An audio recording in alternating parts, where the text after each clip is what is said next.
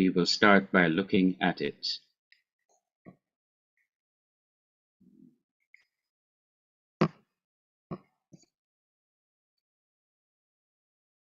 Okay, we're going to begin by going to God in prayer. Father in heaven, may be with us as we look at advanced communication studies.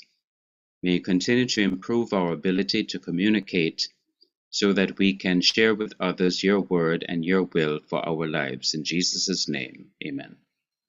Amen. Okay, last week we looked at 2 lessons. There was a test on lesson 8, cliches, and at the same time, lesson 9, correct spelling. Okay, let us see. Answer any 2 questions from cliches and any 2 questions from correct spelling. Okay, let me see what you have done in answering these questions.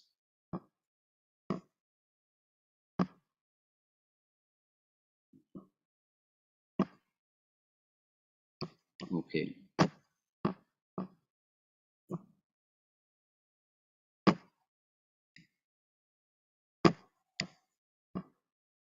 I'm going to expand this.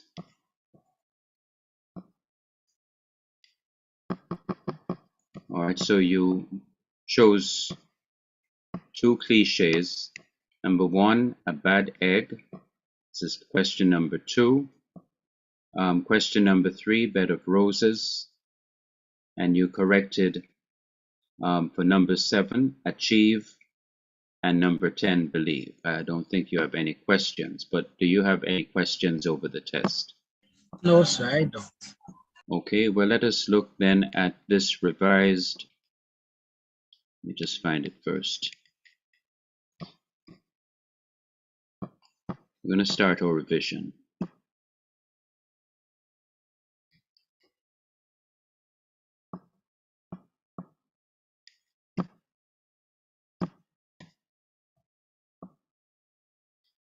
Okay, here it is.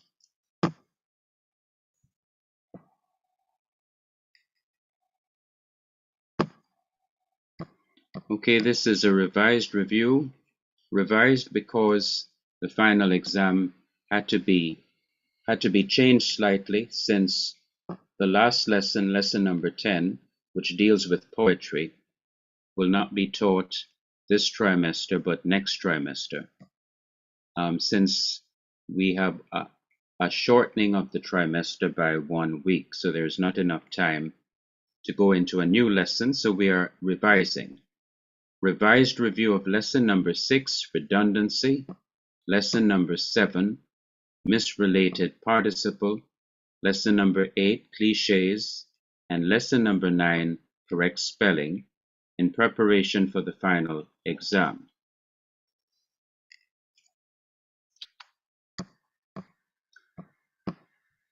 The general objectives are as follows: to examine the meaning of redundancy, 2, to examine examples of redundancy, 3, to examine the meaning of the misrelated participle, 4, to examine examples of the misrelated participle, 5, to examine the meaning of cliche, 6, to examine examples of cliche, 7, to examine examples of words that are not correctly spelled.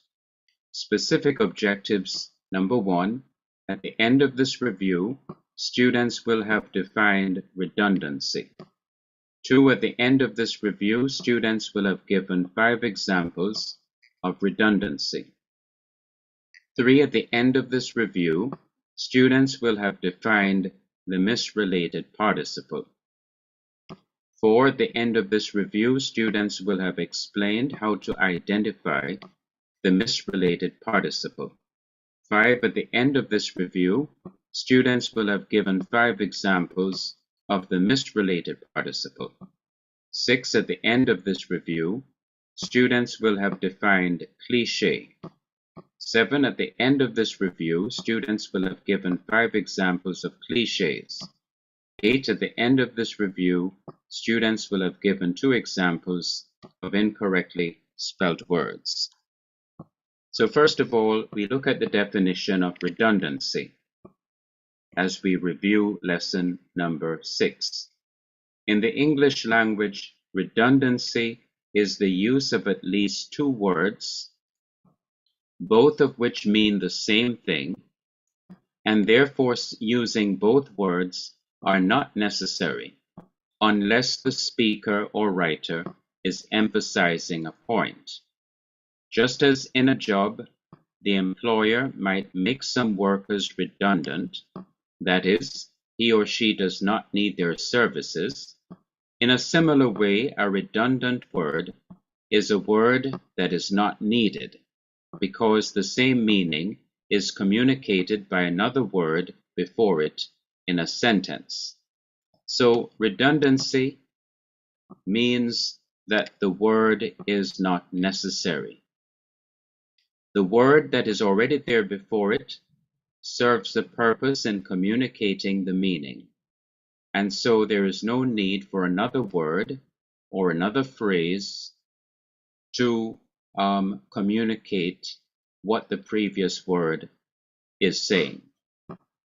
Okay, so that is what redundant means. It's not necessary to use it since another word or another phrase has already said the same thing or means the same thing. Yes, sir. Okay, so here are examples of redundancy. But sir, Yeah. the screen is not moving though. Oh, the screen is not moving. Okay, let me see what the problem is. Let me come out of this and let me try again.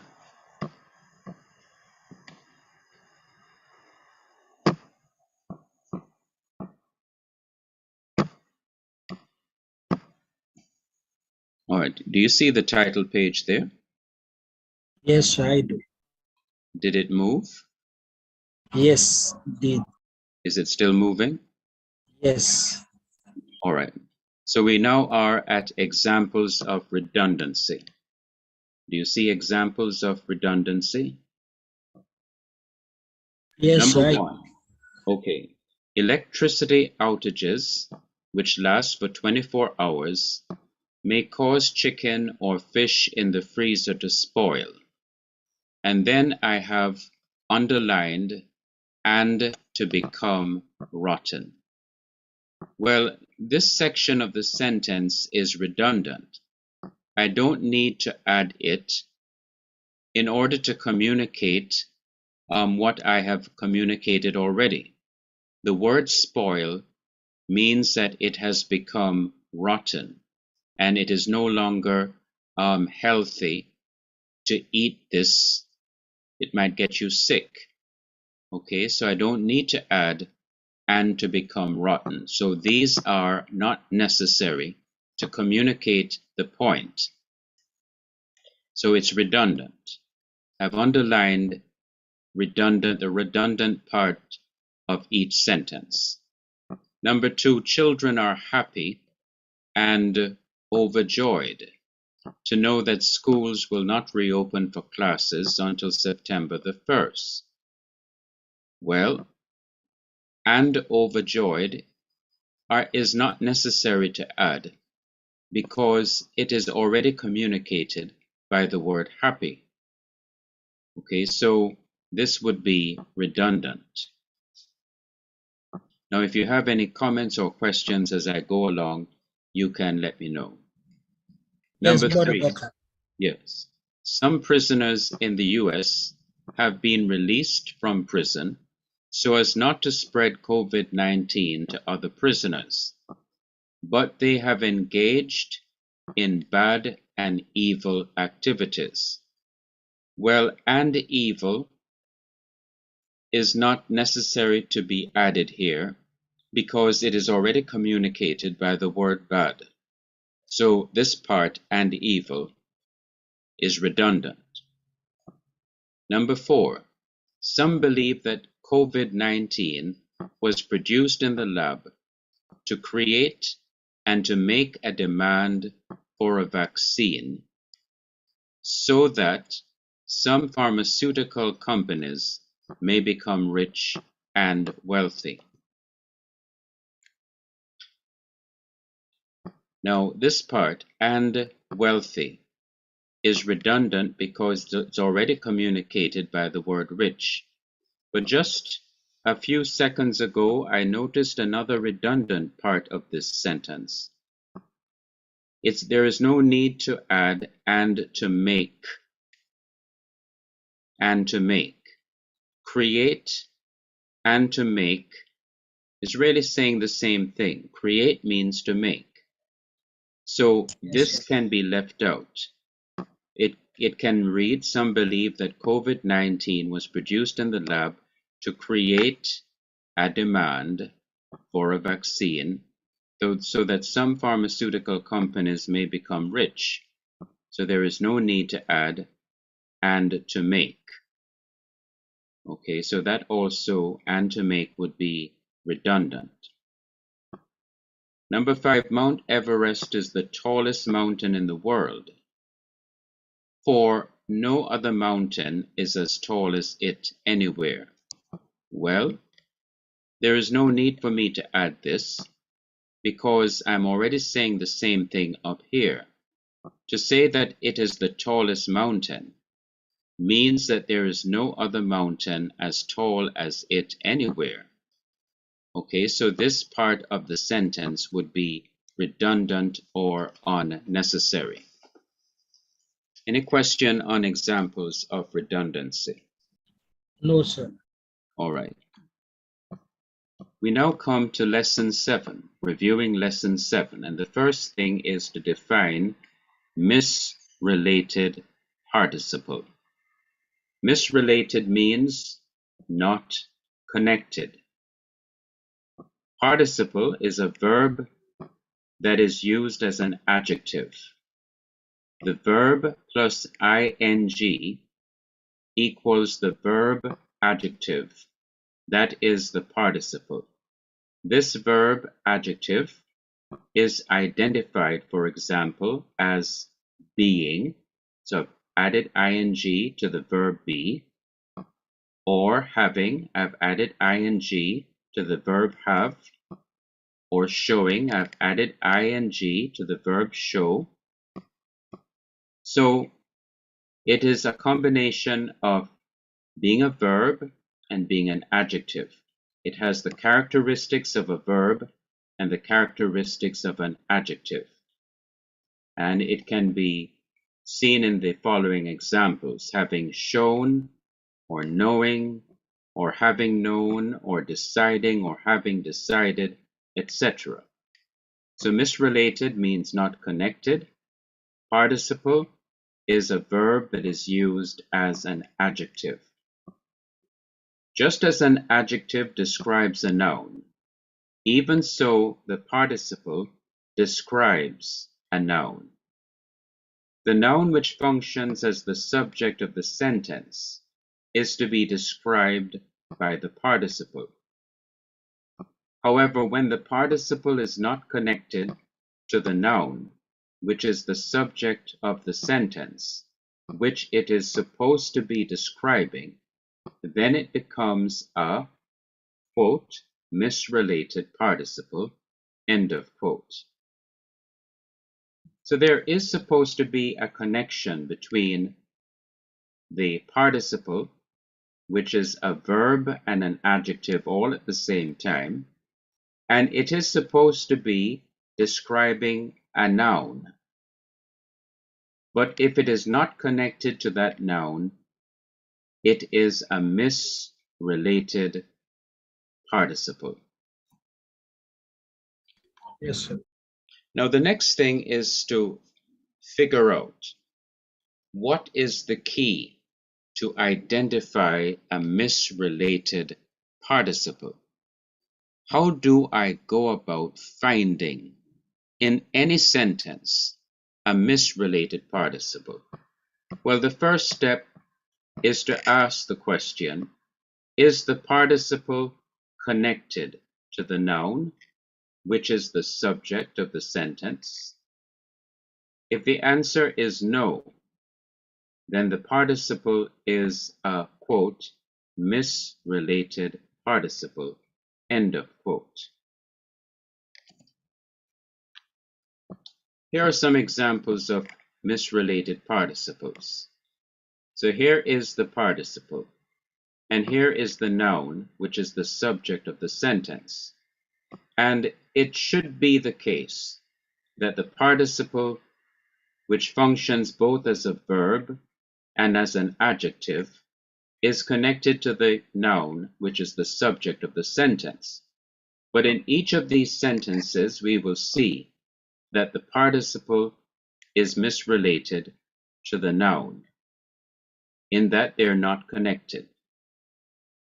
Coming to be baptized, John asked the Pharisees and the Sadducees to show that they had repented of their sins.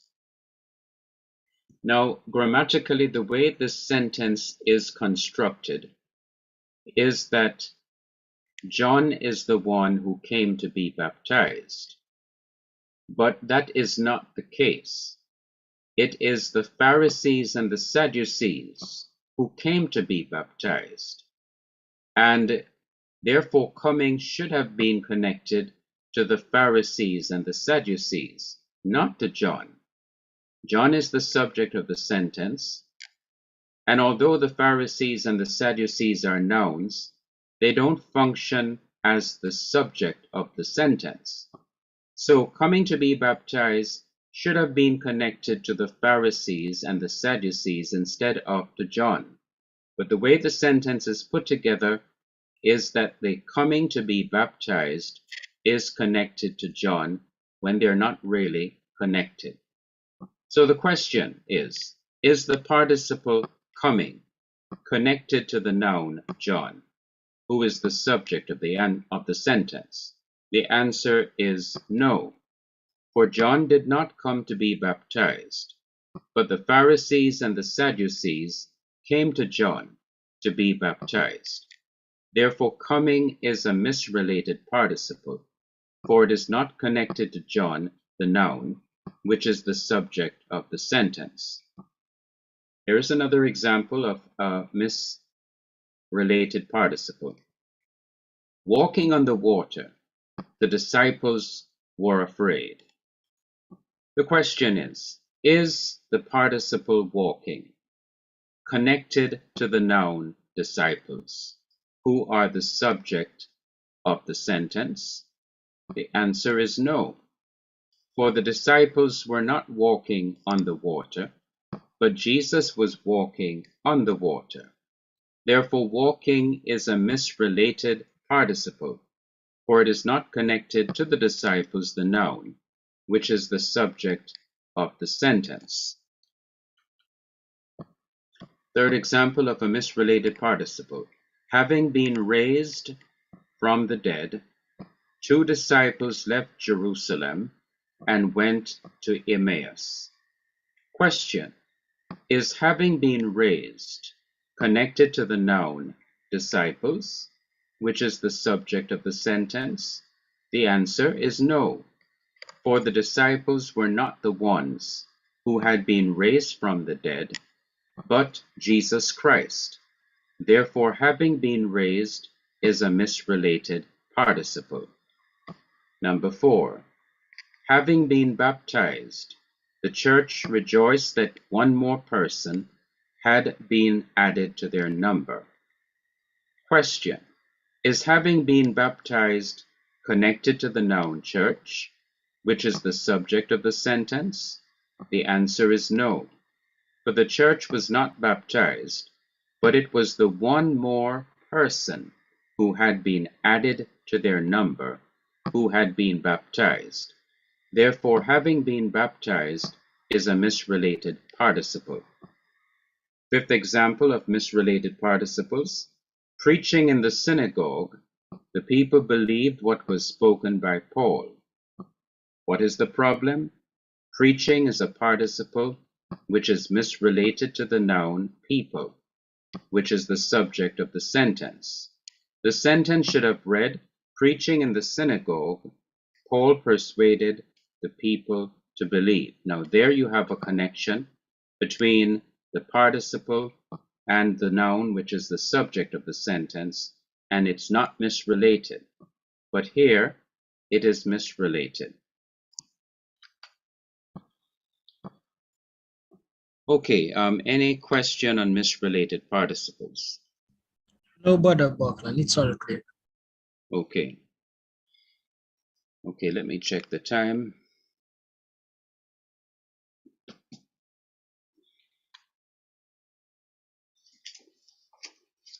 Okay, we come to lesson number 8, cliche.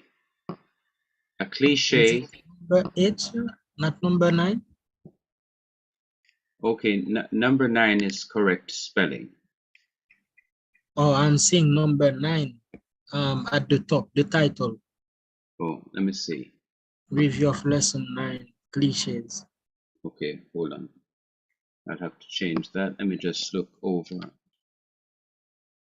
I know that misrelated participle was number 7. So cliche would have to be number 8. So I'm going to have to change that. All right, sir. All right, before I send it. Well, I sent it already, but I'll have to change that. Just bear in mind it's lesson 8. Okay, sir. All right. A cliche is a saying, image, or idea which has been used so much. And that is the idea of a cliche. It's overused. It's a saying that is overused. To put it in linguistic terms, in the terms of language use, it is used so much that it sounds terribly uncreative.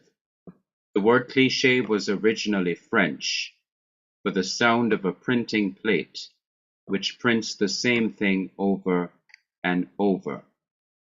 Using cliches is considered bad writing and speaking because they make it sound like you didn't put any thought into your words. Good writers and speakers try to use thoughtful and original language rather than cliches in their work. That comes from literaryterms.net/cliche. Number 2, a cliche is a tired, stale phrase or idiom that because of overuse has lost its impact. What was once a fresh way of looking at something has become a weak prop for writing that feels unimaginative and dull. Cliches are what you write when you don't have the energy or inspiration to think of a new way to express an idea. So notice what I have underlined. Use so much, prints the same thing over and over, tired. Now we say that someone is tired when they have overworked themselves, when they have worked too hard. So a cliche is an expression that has been used too much. We say that something is stale when it is old. Okay, something that has been around for quite a while and that has been used so much. Yes. So that's the idea. The overuse of a word or a phrase is a cliche. Number 3, cliche refers to an expression that has been overused to the extent that it loses its original meaning or novelty. A cliche may also refer to actions and events that are predictable because of some previous events. So basically, a cliche is an overused word or phrase or expression. And here are some examples of cliches. Number 1, a bad egg. Number 2, a bed of roses. Number 3, a bird in the hand is worth 2 in the bush. Number 4, a chain is only as strong as its weakest link. Number 5, a chip off the old block. These phrases and sentences have been used for quite a long time, and they are overused, and they are identified as some English language cliches. Okay, we now come to lesson 9, correct spelling. And these are words that you can focus on. Okay, sir. All right. So word commonly incorrectly spelt. So you have accommodate, and the incorrect spelling here that you have is ACCOMODATE. The correction is it should have 2 M's, just like it has 2 C's. It should have 2 M's. It's ACCOMMODATE.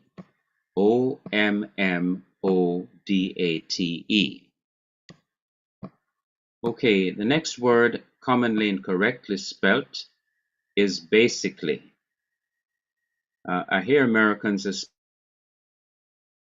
pronouncing it like this, basically, but it is to be pronounced basically, basically, and its spelling is to be BASICALLY, not BASICLY.